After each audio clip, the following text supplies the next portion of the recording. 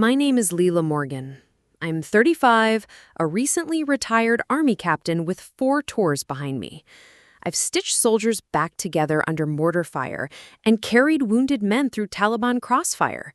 But nothing prepared me for walking into my childhood home after 8 years away. I wore civilian clothes because I thought it might help. Jeans and a simple blouse, nothing that screamed military. The screen door still squeaked the same way it had when I was 16 and sneaking out. Some things never change. Others change in ways that cut deeper than shrapnel. Before we jump back in, tell us where you're tuning in from, and if this story touches you, make sure you're subscribed, because tomorrow I've saved something extra special for you. Ethan was at the kitchen counter when I walked in, his back to me as he sliced vegetables with the precision of someone who'd taken over all the responsibilities I'd left behind. He didn't turn around when he heard my footsteps. "Well, well, the prodigal daughter returns," he said to the cutting board. His voice carried that same mocking tone he'd perfected in high school, but years had sharpened it into something harder. "Mom's in the living room, pretending she doesn't know you're coming." I didn't give him the dignity of a response. 8 years of family gatherings had taught me that engaging with Ethan's bitterness only fed it. Instead, I walked past him toward the living room where our mother sat in her usual chair, the one that faced away from the front door. She didn't look up from her magazine when I entered. "Hello, Mom." "Lila." She turned a page with deliberate precision. "You look thin." Not "welcome home" or "how are you?" Just an observation that managed to sound like an accusation. I'd learned to read between the lines of my mother's silences. This one said, "You look like the army wore you down, and I'm not surprised." I sat on the couch across from her, the same spot I'd occupied as a teenager when she'd lecture me about responsibility and family obligations. The irony wasn't lost on me. "How's your shoulder?" she asked, still not looking at me. "Healing." The truth was more complicated. The surgery had gone well, but phantom pains still woke me up at night. Dreams of Afghanistan that felt more real than the sterile living room with its carefully arranged family photos. Photos that no longer included me. I'd noticed that immediately. 8 years of service, 4 deployments, a Purple Heart, and somehow I'd been erased from the family narrative as if I'd never existed. The mantle that used to hold my high school graduation picture now displayed Ethan's business awards. My track trophies had been replaced by his civic recognition plaques. "Ethan's done well with the business," Mom said, following my gaze. "Expanded it. 3 new contracts this year." There it was, the comparison she'd been building to since I walked in. Ethan stayed, Ethan built something, Ethan didn't abandon his responsibilities to go play soldier halfway around the world. "That's good," I said, because anything else would start the fight we'd been having for 8 years. Ethan appeared in the doorway, wiping his hands on a dish towel. "You staying for dinner? I made enough for 3, but I wasn't sure if you'd actually show up." The question hung in the air like smoke from an IED. Stay and endure hours of passive-aggressive comments about my choices, leave and confirm everything they already believed about me, putting myself before family. "I can't stay long," I said. "I'm driving back tonight." "Of course you are." Ethan tossed the towel over his shoulder. "Heaven forbid you spend more than a few hours in your own hometown." "Ethan!" Mom's voice carried a warning, but it was the kind of warning that came too late and carried no real weight. She'd been letting him speak for the family's resentment for years. I stood up, recognizing the futility of staying even another minute. This wasn't a homecoming. It was a trial where the verdict had been decided years ago. "I should go." "You should," Ethan said. "Wouldn't want to keep whatever's more important than your family waiting." I stopped at the door, my hand on the handle. For just a moment, I considered turning around and telling them what those 4 tours really cost me. The friends I'd lost, the nights I'd held dying soldiers and promised them they'd see home again, knowing I was lying. The weight of coming back whole while better people came back in boxes. Instead, I walked out the same way I'd walked out 8 years ago, carrying their disappointment like a rucksack full of stones. The drive back to my temporary apartment took 20 minutes. 20 minutes to process 8 years of distance that felt like a canyon too wide to cross. I'd survived Taliban ambushes and mortar attacks, but 30 minutes with my family left me feeling more defeated than any enemy fire ever had. I was unlocking my door when I noticed the envelope. Official government seal, my name typed in military precision across the front. My hand shook as I tore it open, muscle memory from years of orders and deployment notifications kicking in. Department of Defense letterhead, Presidential Unit Citation, Ceremony, White House, my unit from Afghanistan, the one that had saved 67 lives in an operation that officially never happened. I read it twice before the words sunk in. After all these years, someone remembered what we did over there. Someone thought it mattered. I reached for my phone and dialed Javier's number from memory. A pause. White House ceremony? Yeah, I got it. Been staring at it for an hour trying to figure out if it's real. It's real. I looked at the litter again, focusing on the classified operation code that had been burned into my memory. Question is, why now? Does it matter? Javier's voice carried the same wonder I felt. They're finally recognizing what we did. What we did. 3 days of hell in a valley that didn't exist on any map, pulling civilians and soldiers out of a situation that was supposed to be impossible. We'd lost 2 good soldiers, but we'd saved 67 lives. And for 8 years, nobody outside our unit and a few officers with clearance levels above our pay grade had known it happened. I'm going, I said. Me too. Javier paused. Lila, this is good. This is recognition for something that mattered. After I hung up, I sat in my empty apartment holding the letter and thinking about the look on my family's faces when they realized the daughter they'd written off was being honored at the White House. Maybe it was petty, but after 8 years of being treated like a failure, the idea of vindication tasted sweet. I had no idea that letter would change everything, that recognition would become a target on my back, that the family who'd spent years calling me selfish would reveal just how far betrayal could reach. The Department of Defense doesn't send invitations lightly. I'd learned that lesson early in my military career when a simple training exercise turned into a classified operation that left 2 men dead and the rest of us with memories we weren't allowed to share.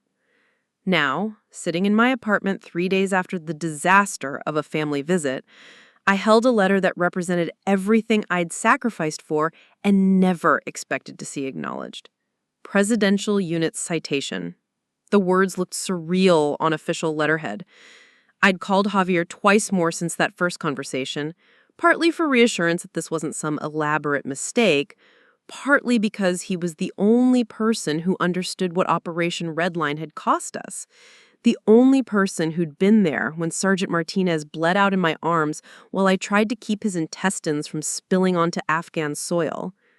The ceremony's in 2 weeks, I told him during our third call. Private ceremony, limited attendees. Limited meaning what? Unit members, immediate family if they want to attend. And whoever decides these things in Washington. Javier laughed, but there was an edge to it. My immediate family consists of my ex-wife, who remarried a dentist, and kids who think I abandoned them for the Army. Sound familiar? It did. The parallel between our situations wasn't lost on me. We'd both sacrificed family relationships for service, and we'd both come home to find that sacrifice hadn't earned us anything but resentment from the people who mattered most. I'm going, I said. You think they'll come? My family, I mean. Do you want them to? The question hit harder than I expected. Did I want them there? Part of me, the part that still carried the wounded 16-year-old who'd left home with nothing but hurt feelings and determination, wanted them to see this, wanted them to understand that my service had meant something, that I hadn't thrown my life away chasing glory or running from responsibility. But another part of me, the part that had grown up in war zones and learned to read threats in shadows, wondered why this honor was coming now. 8 years after the operation, 6 months after my medical retirement. The timing felt deliberate in a way that made my combat instincts twitch. I don't know, I said honestly, but I'm going to tell them about it. You sure that's smart? From what you've told me about the homecoming, they're not exactly in a celebrating mood. He was right. The reception I'd gotten 3 days ago suggested that news of a White House ceremony would be met with skepticism at best, outright hostility at worst. Ethan would find a way to twist it into another example of my selfishness. Mom would probably see it as attention-seeking behavior that embarrassed the family. But something stubborn in me, the same trait that had got me through 4 deployments, insisted they needed to know. They needed to understand that their judgment of my choices had been wrong. "I'm telling them," I said. "They can decide what they want to do with the information." After I hung up, I spent 20 minutes staring at my phone before dialing my mother's number. She answered on the 4th ring, her voice carrying that particular brand of long-suffering patience she reserved for my calls. "Lila?" "Mom, I wanted to let you know something. I'm going to Washington in 2 weeks for a ceremony at the White House." Silence. Then, "What kind of ceremony?" "My unit is being awarded the Presidential Unit Citation for an operation we conducted in Afghanistan." More silence. I could picture her in the kitchen, probably cooking dinner for one, since Ethan had his own place now, trying to process information that didn't fit her narrative about my wasted life. "That's nice, dear." Nice. Like I told her I was getting a participation trophy at a church picnic. "It's a significant honor, Mom. Only a few hundred units have ever received it." "I'm sure it is." Her tone suggested she was already mentally moving on to something more important. "Will you be staying in Washington long?" "Just for the ceremony, but if you and Ethan wanted to come." "Oh, I don't think so. That's not really our kind of thing. You know how your brother feels about all of that?" All of that. My military service. My choices. The 8 years I'd spent serving my country while he built the family business and earned their approval. "Right," I said. "Well, I wanted you to know." "Thank you for calling, Lila. Drive safe if you go." If I go, like there was any question about whether I'd attend a ceremony honoring the most important thing I'd ever done. After she hung up, I sat in my quiet apartment and tried to push down the familiar ache of disappointment. I'd known they wouldn't want to come, known they wouldn't see this as vindication or recognition or anything worth celebrating. But knowing didn't make it hurt less. The letter sat on my coffee table, crisp and official, and representing everything my family couldn't understand about who I'd become. In 2 weeks, I'd stand in the White House and accept recognition for Operation Redline. I'd shake the president's hand and represent my fallen teammates and the 67 lives we'd saved. And I'd do it alone, the way I'd done everything else that mattered since I was 18 years old. What I didn't know was that the letter on my coffee table had already set events in motion that would make being alone the least of my problems. That recognition sometimes comes with a price higher than anonymity. That some secrets are classified for reasons that go beyond national security. But I'd learn all of that soon enough. The White House is smaller than you expect, and more intimidating than any combat zone I'd ever been in. Security checkpoints, background checks, credentials verified 3 times before they let you through the gates. But walking up those steps in my dress uniform, surrounded by the 7 other surviving members of my unit, I felt something I hadn't experienced in years. Pride without qualification. President Whitaker was exactly what central casting would order for the role. Silver hair, firm handshake, the kind of presence that made you stand straighter without thinking about it.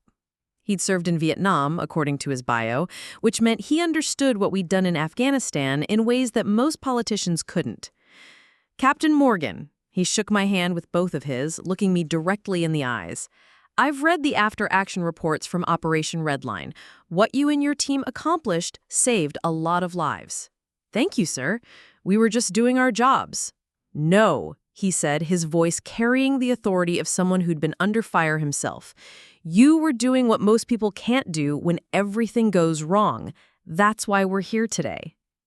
The ceremony itself lasted 45 minutes. Formal presentations, citations read aloud, the weight of military tradition wrapped around an operation that had never officially happened. When President Whitaker pinned the Presidential Unit Citation on my uniform, I thought about Martinez and Chen, the 2 soldiers who should have been standing there with us. I thought about the 67 civilians and soldiers we'd pulled out of that valley.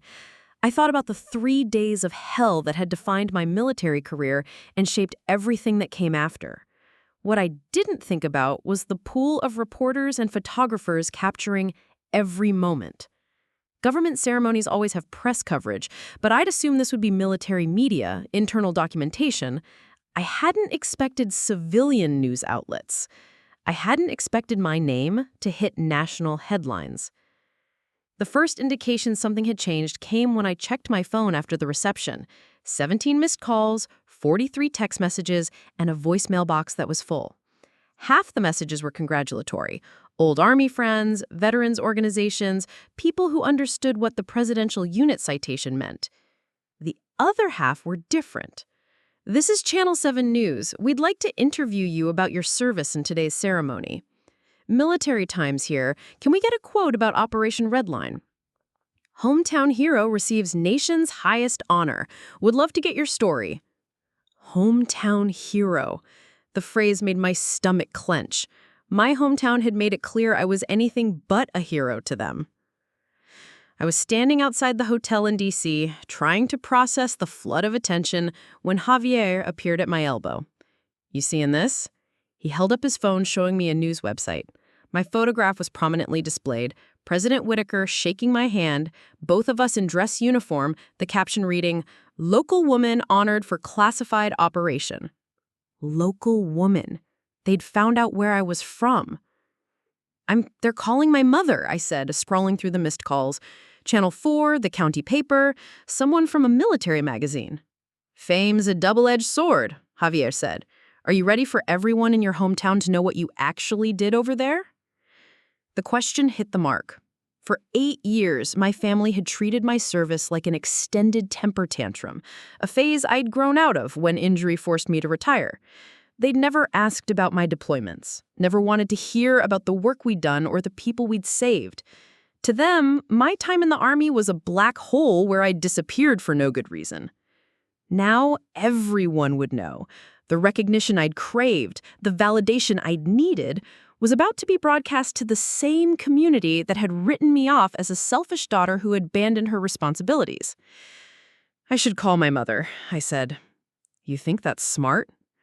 I thought about her tone during our last conversation, the dismissive way she'd said, "That's nice, dear," when I told her about the ceremony, the automatic assumption that this honor was just more attention-seeking behavior from her difficult daughter. Probably not, I admitted, but I need to know what she's thinking.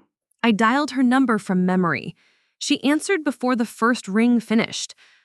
I suppose you're happy now. Her voice was tight with anger I hadn't heard since I'd enlisted at 18. Mom, the phone's been ringing all day. Reporters wanting to know about my daughter, the war hero. Neighbors asking why I never told them about your accomplishments. The word came out like she was describing a criminal conviction. I tried to tell you. You tried to tell me you were going to Washington for some ceremony. You didn't tell me it would be on the national news. You didn't tell me they'd be calling here asking questions about our family. Our family. The one that had erased me from their photos and treated my service like a betrayal. I didn't know it would get media coverage, I said. But Mom, this is important. This operation, I don't want to hear about your operation. Her voice rose, carrying 8 years of accumulated resentment. I want to know why you couldn't just come home and live a normal life like everyone else. Why everything you do has to be about proving something to people who don't even know us. The accusation hit like a physical blow. After everything I'd sacrificed, everything I endured, she still saw my service as selfishness, still couldn't understand that some things mattered more than family comfort. This isn't about proving anything, I said. This is about honoring the soldiers who died saving people. This is about you needing attention, she interrupted. It's always been about you needing to be special, needing to be different. And now you've dragged our family name into your need for drama. The line went dead. I stood on the sidewalk in Washington, D.C., wearing a uniform I'd earned through blood and sacrifice, holding a phone that had just delivered the same judgment I'd been running from for 8 years. Even with presidential recognition, even with proof that my service had meaning and value, my family still saw me as the problem. What I didn't know was that 2,000 miles away, Ethan was watching the news coverage with an expression that had nothing to do with family embarrassment. He was watching with the look of a man who just realized his carefully constructed world was about to collapse. He was watching with the look of a man who had secrets tied to Operation Redline, secrets that could destroy him if anyone started asking the right questions. And thanks to the presidential unit citation ceremony, people were definitely going to start asking questions. I drove straight through from DC to home, 8 hours of interstate giving me time to process what had happened. The presidential unit citation sat in a frame on my passenger seat, and my phone buzzed constantly with interview requests I wasn't ready to handle. By the time I pulled into my hometown, I'd made a decision. I was going to face my family directly one more time. They could reject my service, but they couldn't pretend it didn't matter. Ethan's truck was in Mom's driveway when I arrived. Of course it was. They'd probably been strategizing all day about how to handle their suddenly famous daughter. I didn't knock. 8 years in the Army had taught me that sometimes you had to walk into hostile territory with confidence, even when your stomach was twisted in knots. They were in the kitchen, Mom at the table with a cup of coffee gone cold, Ethan leaning against the counter with his arms crossed. The conversation stopped the moment I appeared in the doorway. "We need to talk," I said. Ethan straightened up. "Yeah, we do. What the hell were you thinking, Lila?" "I was thinking about honoring my fallen teammates and the people we saved." "You were thinking about making yourself the center of attention," he shot back. "Do you have any idea what today has been like? Reporters calling, neighbors asking questions, people at the hardware store wanting to know why we never talk about our war hero daughter." He emphasized the last 2 words like they tasted bitter. "Maybe because you were too busy pretending I didn't exist to ask what I actually did over there." Mom set down her coffee cup hard enough to rattle the saucer. "That's enough, both of you." But Ethan wasn't finished. "You want to know what you did? You abandoned your responsibilities here to go play soldier. Dad was sick, Mom needed help, and you were too busy chasing medals to come home." The accusation hit harder because there was truth in it. I had missed Dad's funeral because of a deployment I couldn't get out of. I had chosen duty over family obligations over and over until the choice became permanent. I was serving my country. You were serving yourself. And now you're doing it again, dragging our family name through the media so everyone can see how special you think you are. This isn't about being special. This is about what? About proving that your choices were right? About making Mom and me look like the bad guys for not supporting your need to run away and play hero? I looked at my mother, hoping for some sign that she understood what this recognition meant. Instead, she was studying her hands like they held the answers to questions she didn't want to ask. "Mom?" She looked up, and I saw something in her expression that I hadn't expected. Not anger, not disappointment, fear. "I think you should leave this alone, Lila." "Leave what alone?" All of this, the ceremony, the media attention, just let it go. The words came out wrong, too careful, too rehearsed, like she'd been practicing them. "What aren't you telling me?" Ethan pushed off from the counter. "We're telling you that your little publicity stunt is causing problems for people who actually live here, people who have to deal with the aftermath of your need for attention." "What problems?" "Questions," he said. "People asking about things that don't concern them. About the family, about our business, about—" He stopped himself, but the damage was done. I'd heard that tone before, in interrogations and briefings when someone was dancing around classified information. "About what, Ethan?" "Nothing that concerns you." "Everything about my family concerns me." "Since when?" The question came out like a challenge. "Since when do you care about family?" I looked between them, my mother still studying her hands, my brother standing there like a barrier between me and something I wasn't supposed to see.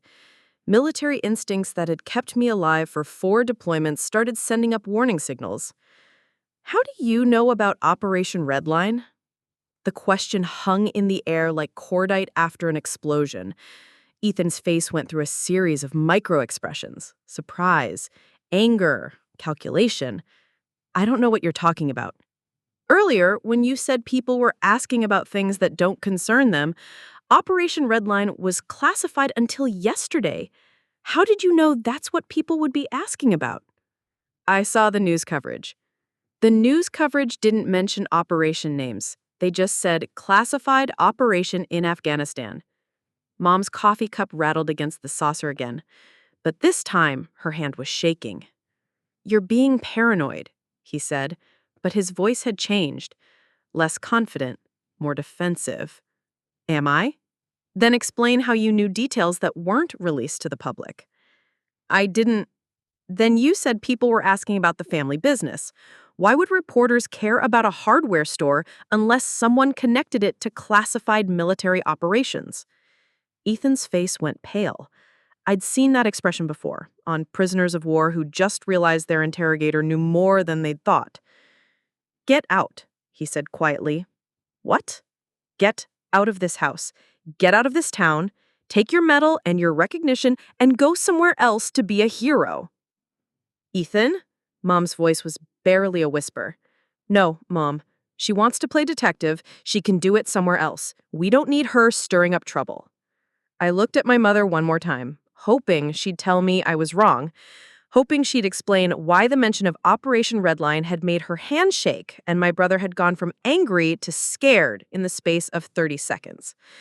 Instead, she stood up and walked out of the room without saying a word. "You have 24 hours.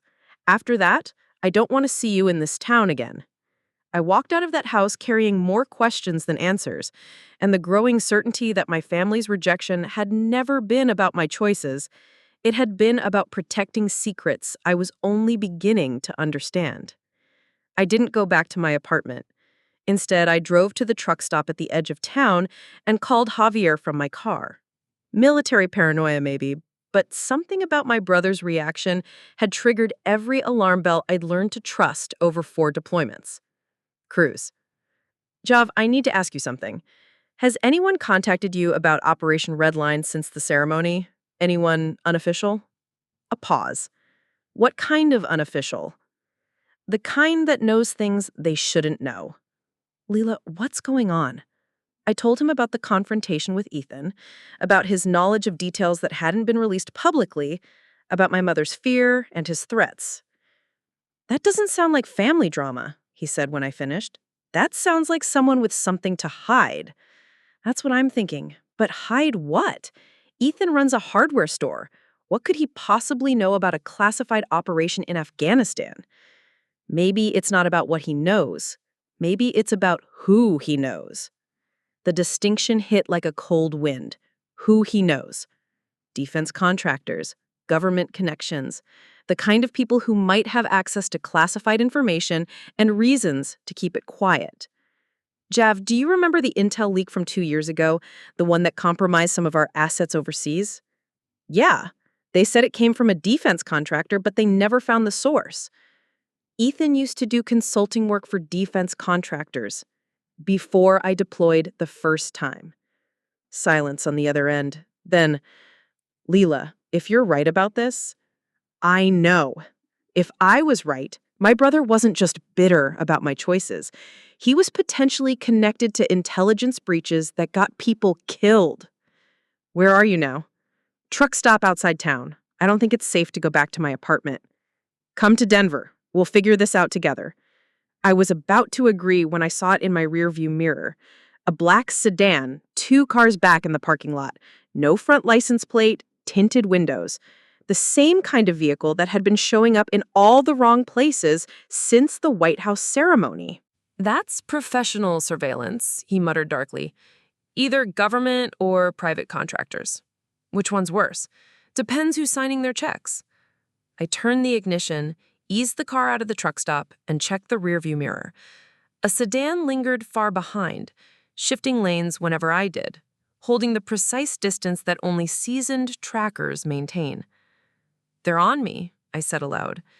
"Shake them and head for Denver. I'll make inquiries, see what's happening in current intel circles." Outrunning experts on open rural highways wasn't easy. Still, I had learned evasion in ways they wouldn't anticipate. 4 tours overseas had drilled survival and counter-surveillance into me. Cutting across forgotten back roads I'd known since childhood, I used terrain, timing, and instinct to vanish from view. 40 tense minutes later, plus 3 close brushes with roadside ditches, I finally slipped them on a gravel lane ending at a deserted farmhouse. Hiding behind its collapsed barn, engine killed, I sat in silence, trying to comprehend the mess swallowing my life. Just 3 days earlier, I'd been nothing but a retired veteran wrestling with family tensions. Now, I was a moving target in what looked like an active counterintelligence probe, hunted by skilled surveillance teams. My phone buzzed. Unknown sender. The text was short. "Stop digging, or you'll regret what you uncover." I snapped a screenshot, forwarded it to Javier, then yanked the battery from the phone. If they were tailing me, odds were good they were tracing my calls as well. The back road drive to Denver stretched 4 hours. No GPS, no smartphone, only memory and paper maps I'd grabbed from a gas station. Paranoid routines that once seemed excessive now felt like the only reason I might survive. Near midnight, I reached Javier's apartment. He greeted me with coffee and a hardened laptop that looked stolen from a federal evidence locker. "Please tell me you dug something up?" I asked. I did. The bigger question is, are you ready to know it? He pivoted the screen toward me. Contractor databases, financial transfers, payment schedules. One name, highlighted bright yellow, struck like a hammer. Ethan Morgan. Consulting checks from Blackwater Defense Solutions. Dates overlapping classified missions in Afghanistan. Payouts far too heavy to be simple advisory fees. He was leaking intel, I whispered, bitterness sour in my throat. That's how it appears. And the op he sold out, it left 2 of our assets dead overseas. The laptop screen seemed to twist as I stared, watching nearly a decade of family history contort into something darker. My brother hadn't just disdained my military service, he'd cashed in on betraying it. "There's worse," he murmured. "The leak investigation is still underway, and thanks to the presidential unit citation ceremony, your name is suddenly in the mix." In the mix how? You're linked to several compromised missions. That makes you either a suspect or a target. I studied Javier, comrade, rescuer, brother in arms, and realized stepping back onto home soil had dragged us into more danger than combat ever had. At dawn, a secure phone chimed.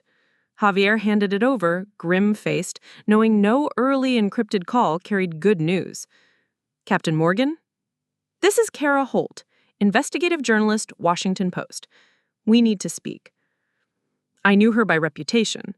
Holt had toppled defense contractor executives last year, connecting missing funds to intelligence leaks that ended with operatives dead abroad. "How'd you get this number?" I demanded. "My sources inside the intelligence community are alarmed by certain developments, specifically matters concerning your family in Operation Redline." I slid down my spine. If a reporter was tying my bloodline to black operations, the situation had spiraled past anything I imagined. "I have no idea what you mean." "Captain, your brother Ethan Morgan accepted $847,000 across 4 years from 3 different contractors. Each payout matched moments when classified information leaked to foreign buyers, including intelligence tied to Operation Redline." The figure hit like shrapnel. $800,000, nearly $1 million in dirty cash for secrets that cost American lives. "I'll need proof," I forced out. "I already have proof. Bank transfers, intercepted comms, testimonies from insiders. What I require from you is confirmation that Ethan had channels giving him details about Redline." "I never disclosed anything about my deployments to family." "I'm not suggesting you did. I'm asking whether he had alternate access. government allies, contractor partnerships, anyone granting him classified material. I glanced toward Javier. He was listening with the still focus of a man braced for incoming fire. "Why approach me?" I asked. "Because within 72 hours, I'll publish everything.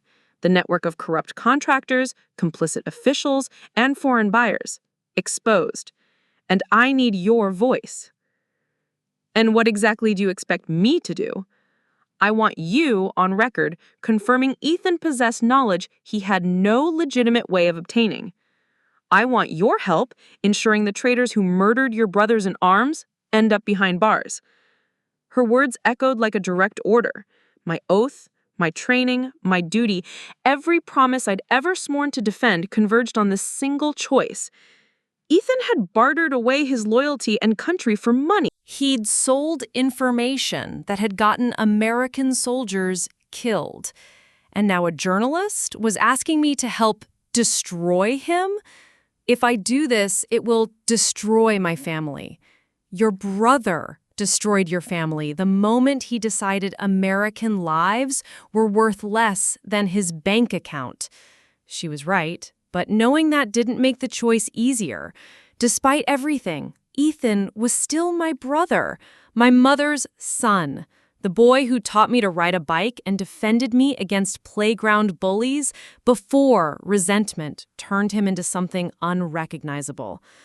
I need time to think about this.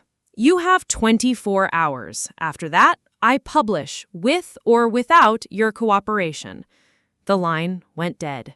I sat in Javier's kitchen, holding a secure phone and staring at the choice that would define the rest of my life. Protect the brother who'd betrayed everything I'd fought for, or help expose the network that had killed my fellow soldiers. "What did she want?" Javier asked. I told him about the payments, the intelligence leaks, the 72-hour deadline.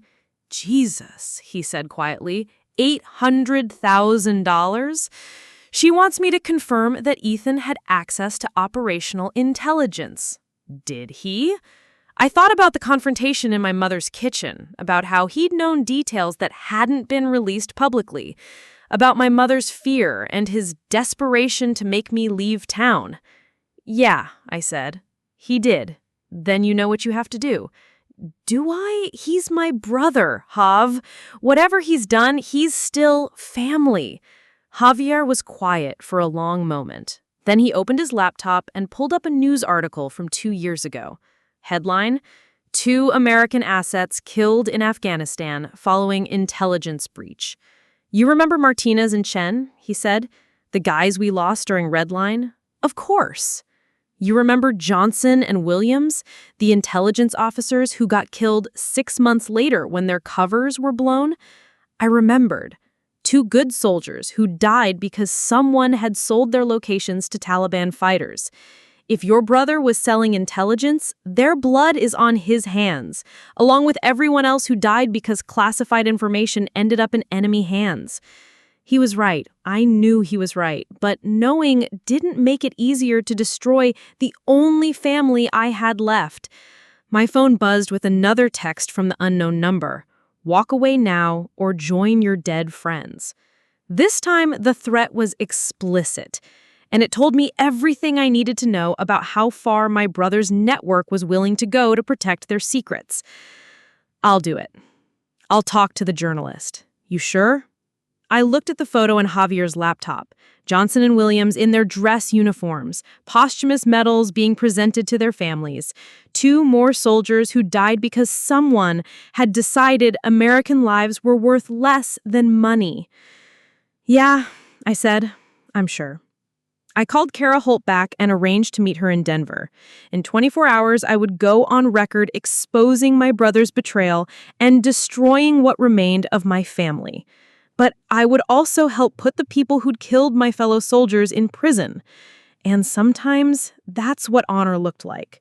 Not recognition or medals or family approval. Sometimes honor looked like choosing justice over loyalty, even when it cost you everything you had left. The meeting with Carol Holt was supposed to happen at a coffee shop in downtown Denver, Neutral territory, public space, the kind of place where reasonable people had civilized conversations about terrible things. Instead, I got a text at 8 a.m. changing the location to an underground parking garage. Security concerns. Level B3, northwest corner. Come alone. Javier didn't like it. He said, "Parking garages are where bad things happen in movies." This isn't a movie. No, it's worse. In movies, the good guys usually survive. But I went anyway because the alternative was letting my brother and his network continue selling American lives to foreign bidders. Some choices don't leave room for caution.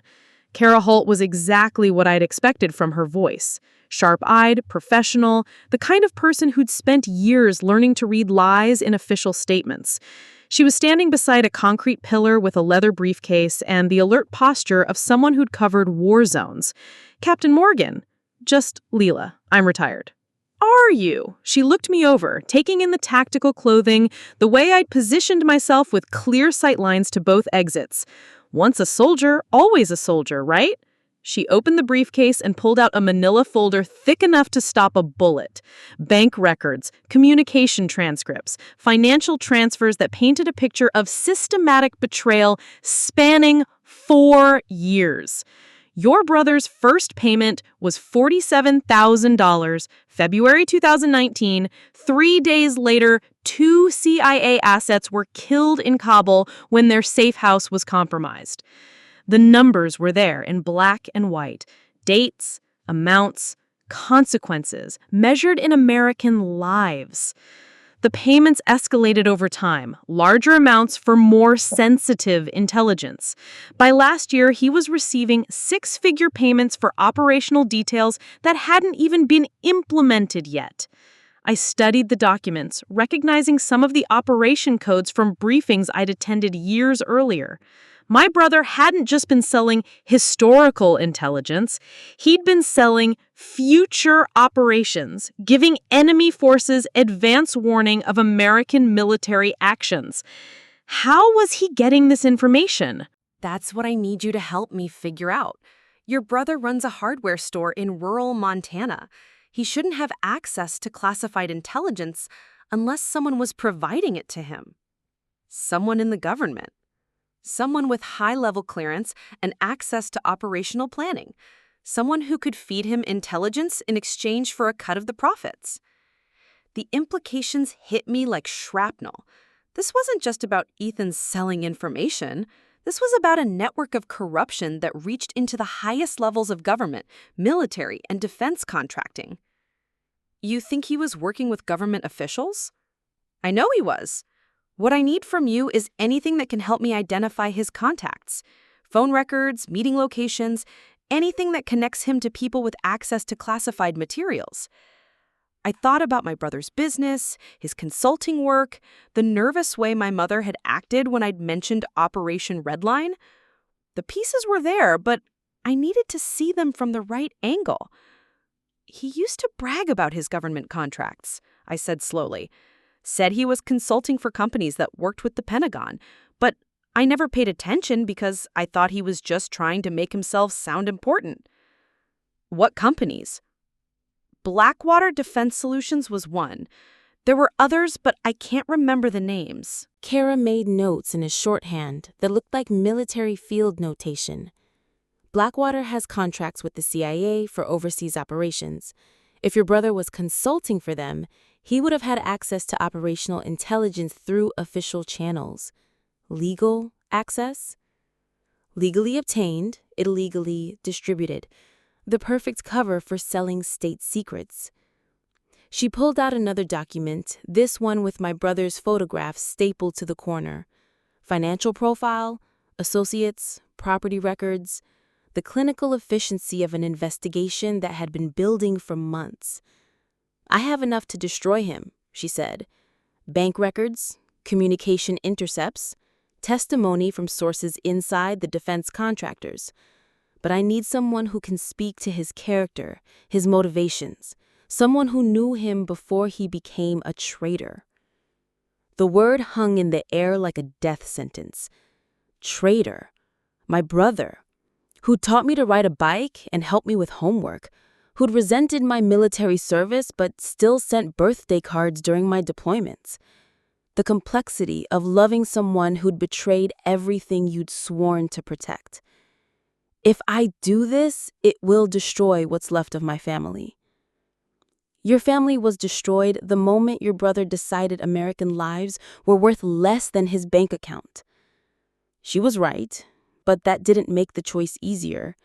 Ethan was still my brother, still the person who'd carried me home when I'd broken my arm at age 7, the boy who'd become a monster, but who'd once been something else.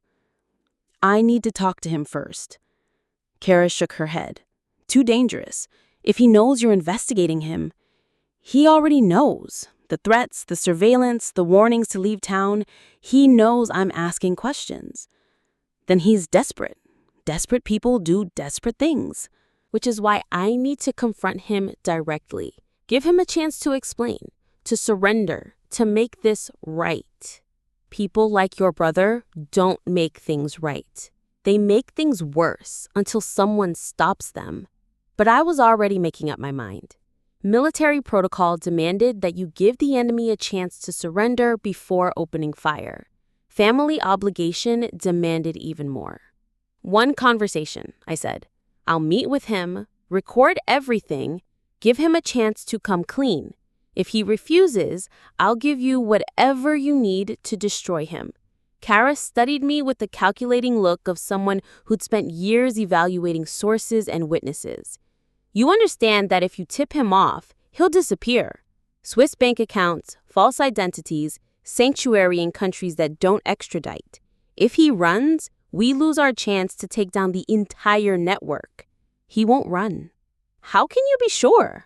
I thought about my brother's personality, his need for control, his belief that he was smarter than everyone around him, the arrogance that had let him think he could sell state secrets without consequences. Because he thinks he's winning, I said.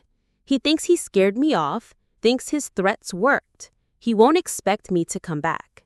And if you're wrong, then I'll live with the consequences. But I won't destroy him without giving him a chance to surrender.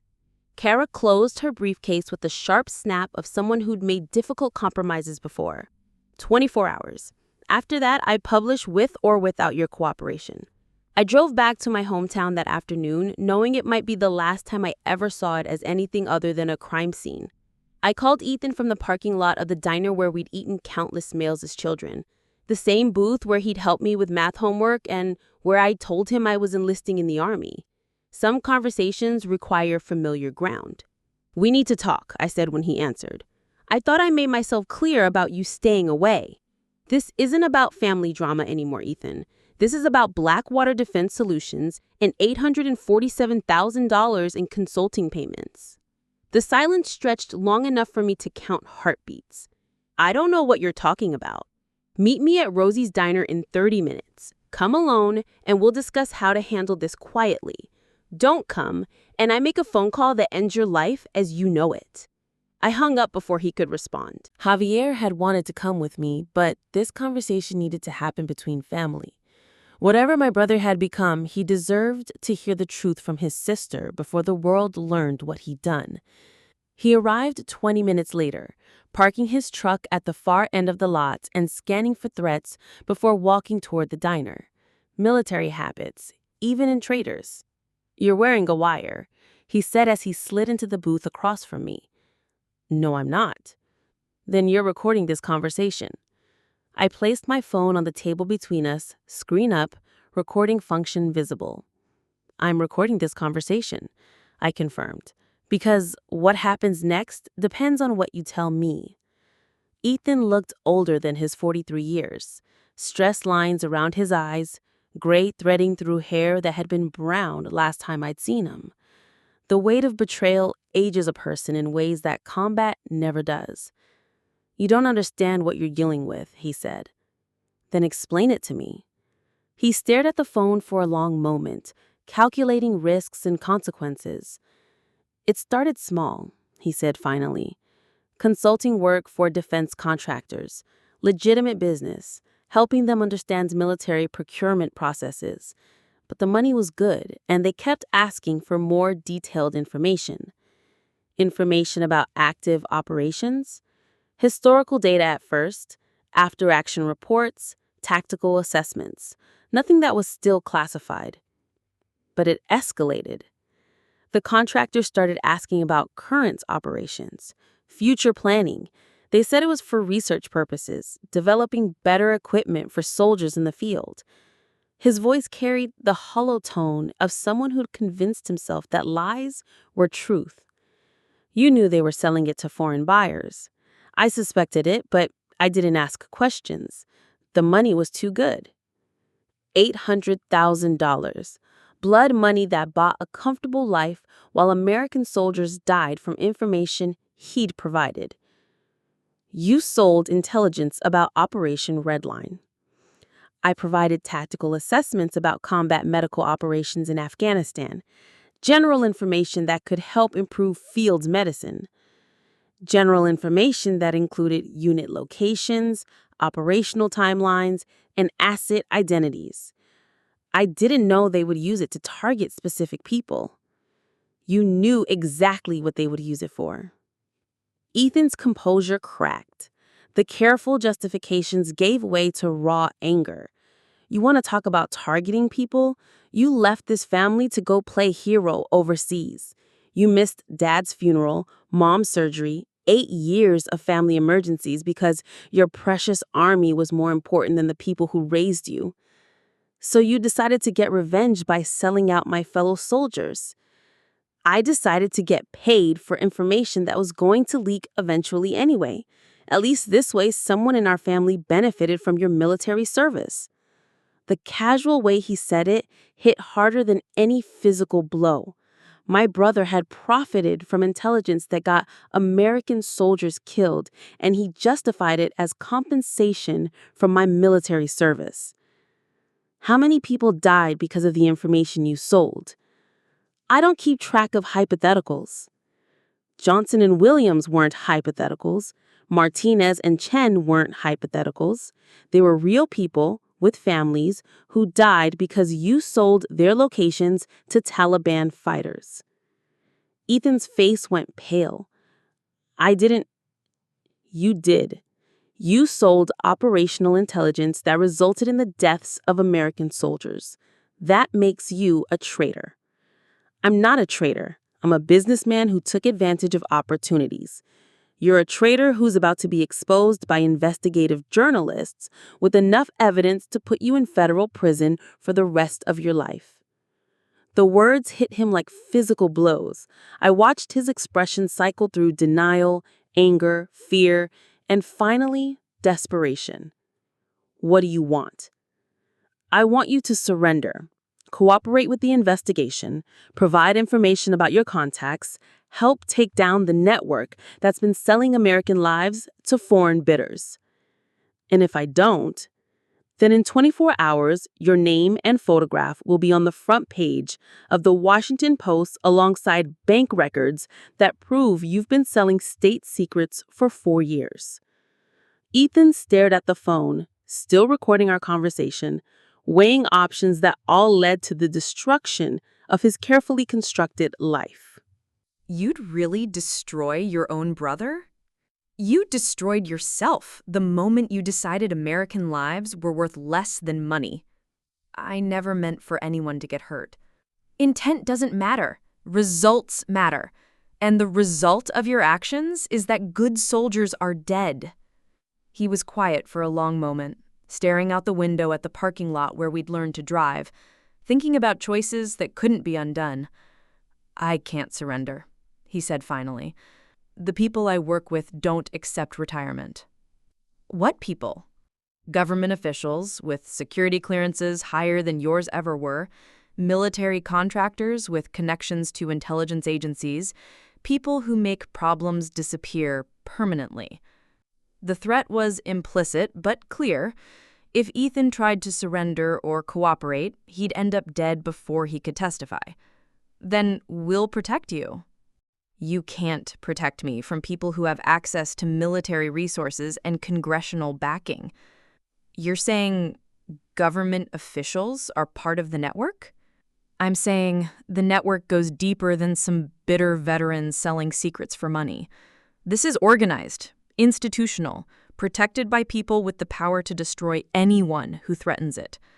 For the first time since I'd started investigating, I felt genuinely afraid. Not for my safety, but for the scope of what we were uncovering. A corruption network that reached into the highest levels of government, protected by people with the power to eliminate threats.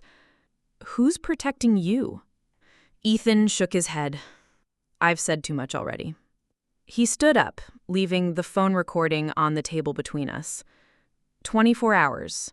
After that, you should leave town permanently, for your own safety. Is that a threat? It's advice from someone who cares about his sister more than she cares about him. He walked out of the diner, leaving me with a recorded confession and the growing certainty that exposing his betrayal might get us both killed. I called Kara Holt from the diner parking lot. I have his confession, I said. Audio recording of him admitting to selling classified intelligence. Can you get it to me tonight? There's more.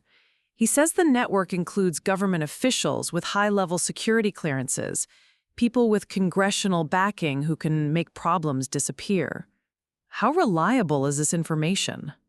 Coming from a man who's terrified enough to warn me to leave town permanently, I'd say pretty reliable.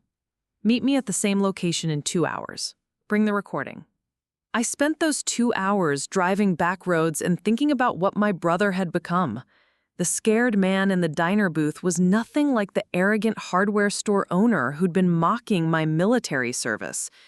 Fear had a way of stripping away pretense and revealing truth.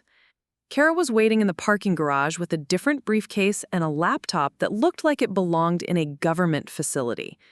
Play the recording. I handed her my phone and listened to my brother's confession again. His admission of selling intelligence, his justification of American deaths, his warning about government protection for the network. Each word was another nail in his coffin and another step toward justice for the soldiers he'd helped kill. This is enough, Kara said when the recording finished. Combined with the financial records and testimony from my sources, we can expose the entire network. When do you publish? Tomorrow morning. Front page with digital publication going live at midnight tonight. 6 hours. In 6 hours, my brother's betrayal would be public knowledge and his life would be over. What happens to him? Federal marshals will arrest him within hours of publication. The evidence is overwhelming. And the government officials he mentioned? That's where it gets complicated. Exposing corruption at high levels requires careful coordination with agencies that aren't compromised. I've been working with FBI counterintelligence and DOJ investigators who specialize in national security crimes. She opened her laptop and showed me a web-page template. Headlines, photographs, bank records laid out in devastating detail. My brother's picture prominently displayed beside the word traitor in bold letters. I need your final approval, she said. Once this goes live, there's no taking it back. I stared at the screen, seeing my family name associated with treason and betrayal. Everything my parents had built, everything our family had represented in our small town would be destroyed by morning.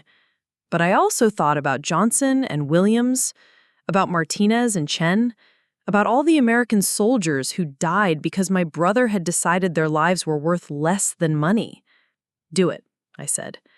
Kara typed a command, and the article went live on the Washington Post website. Within minutes, it would be picked up by news outlets around the world. My brother's betrayal would become international news. There's one more thing, she said. The FBI wants to interview you tomorrow. They're opening a formal investigation into the entire network. What do they need from me? Everything. Your brother's contacts, his methods, anything you know about how the network operates. They're treating this as a national security investigation with potential terrorism charges. You'd really destroy your own brother? You destroyed yourself the moment you decided American lives were worth less than money. I never meant for anyone to get hurt. Intent doesn't matter. Results matter. And the result of your actions is that good soldiers are dead. He was quiet for a long moment, staring out the window at the parking lot where we'd learned to drive, thinking about choices that couldn't be undone. I can't surrender, he said finally. The people I work with don't accept retirement. What people? Government officials with security clearances higher than yours ever were. Military contractors with connections to intelligence agencies. People who make problems disappear permanently. The threat was implicit but clear. If Ethan tried to surrender or cooperate, he'd end up dead before he could testify. Then we'll protect you. You can't protect me from people who have access to military resources and congressional backing. You're saying government officials are part of the network? I'm saying the network goes deeper than some bitter veteran selling secrets for money. This is organized, institutional, protected by people with the power to destroy anyone who threatens it. For the first time since I'd started investigating, I felt genuinely afraid. Not for my safety, but for the scope of what we were uncovering. A corruption network that reached into the highest levels of government, protected by people with the power to eliminate threats. Who's protecting you? Ethan shook his head. I've said too much already. He stood up, leaving the phone recording on the table between us. 24 hours. After that, you should leave town permanently, for your own safety. Is that a threat? It's advice from someone who cares about his sister more than she cares about him. He walked out of the diner, leaving me with a recorded confession and the growing certainty that exposing his betrayal might get us both killed. I called Kara Holt from the diner parking lot. I have his confession, I said, audio recording of him admitting to selling classified intelligence. Can you get it to me tonight? There's more. He says the network includes government officials with high-level security clearances, people with congressional backing who can make problems disappear. Silence on the other end. Then, how reliable is this information? Coming from a man who's terrified enough to warn me to leave town permanently, I'd say pretty reliable. Meet me at the same location in 2 hours. Bring the recording. I spent those 2 hours driving back roads and thinking about what my brother had become. The scared man in the diner booth was nothing like the arrogant hardware store owner who'd been mocking my military service. Fear had a way of stripping away pretense and revealing truth. Kara Holt was waiting in the parking garage with a different briefcase and a laptop that looked like it belonged in a government facility. Play the recording. I handed her my phone and listened to my brother's confession again. His admission of selling intelligence, his justification of American deaths, his warning about government protection for the network. Each word was another nail in his coffin and another step toward justice for the soldiers he'd helped kill. This is enough, Kara said, when the recording finished. Combined with the financial records and testimony from my sources, we can expose the entire network. When do you publish? Tomorrow morning. Front page, with digital publication going live at midnight tonight. 6 hours. In 6 hours, my brother's betrayal would be public knowledge and his life would be over. What happens to him? Federal marshals will arrest him within hours of publication. The evidence is overwhelming. And the government officials he mentioned? That's where it gets complicated. Exposing corruption at high levels requires careful coordination with agencies that aren't compromised. I've been working with FBI counterintelligence and DOJ investigators who specialize in national security crimes. She opened her laptop and showed me a web page template. Headlines, photographs, bank records laid out in devastating detail. My brother's picture prominently displayed beside the word traitor in bold letters. You need my final approval, she said. Once this goes live, there's no taking it back. I stared at the screen, seeing my family name associated with treason and betrayal. Everything my parents had built, everything our family had represented in our small town would be destroyed by morning. But I also thought about Johnson and Williams, about Martinez and Chen, about all the American soldiers who died because my brother had decided their lives were worth less than money. Do it, I said. Kara typed a command, and the article went live on the Washington Post website. Within minutes, it would be picked up by news outlets around the world. My brother's betrayal would become international news. There's one more thing, she said. The FBI wants to interview you tomorrow. They're opening a formal investigation into the entire network. What do they need from me? Everything. your brother's contacts, his methods, anything you know about how the network operates. They're treating this as a national security investigation with potential terrorism charges. Terrorism charges. The word carried weight that went beyond simple espionage. If my brother was convicted at providing intelligence to terrorist organizations, he could face the death penalty. Will I be safe? Federal protection has been arranged. Starting tomorrow, you'll have a security detail until the investigation is complete. I drove back to my hometown one last time, knowing that by morning, nothing would ever be the same. The story would break while people were sleeping, and they'd wake up to learn that someone they'd known their entire lives was a traitor who'd sold American secrets for money. My mother's house was dark when I drove past. She was probably sleeping peacefully, unaware that her son's crimes were about to become front-page news. Ethan's house was dark too, but his truck was in the driveway. I wondered if he was lying awake, knowing that exposure was coming, or if he was sleeping with the false confidence of someone who believed he was protected by powerful people. Either way, he'd wake up to a changed world. I checked into a motel on the edge of town and waited for my phone to start ringing. The story would break at midnight, and by dawn, everyone would know what my brother had done. At 11:47 p.m., my phone buzzed with a text from an unknown number. "Last chance to stop this. Your brother's life depends on it." I forwarded the message to Kara and turned off my phone. At midnight, the story broke. By 12:15 a.m., it was trending on social media with hashtags like Traitor Brother and Blood Money. By 1 a.m., news trucks were pulling into my hometown. By 2 a.m., federal agents were surrounding my brother's house. I watched it all from my motel room window, seeing justice finally catch up to the man who'd betrayed everything I'd fought for. It should have felt like victory. Instead, it felt like the ending of everything I'd ever called family. The federal agents came for Ethan at dawn. I watched from my motel room window as they surrounded his house with military precision. He walked out in handcuffs without resistance, looking smaller somehow than the arrogant brother who'd been mocking my service just days before. My phone buzzed constantly after the story broke. Reporters, FBI agents, old Army friends who'd seen the headlines. I answered 3 calls: Javier, Kara Holt, and Special Agent Rebecca Martinez from Counterintelligence. "We need you in Washington. Full debrief on your brother's network." The FBI conference room looked like a war room. Whiteboards covered with photographs, financial charts, timeline analyses. Ethan's picture was in the center, connected to 46 other faces with red lines mapping a conspiracy that had sold American secrets for 4 years.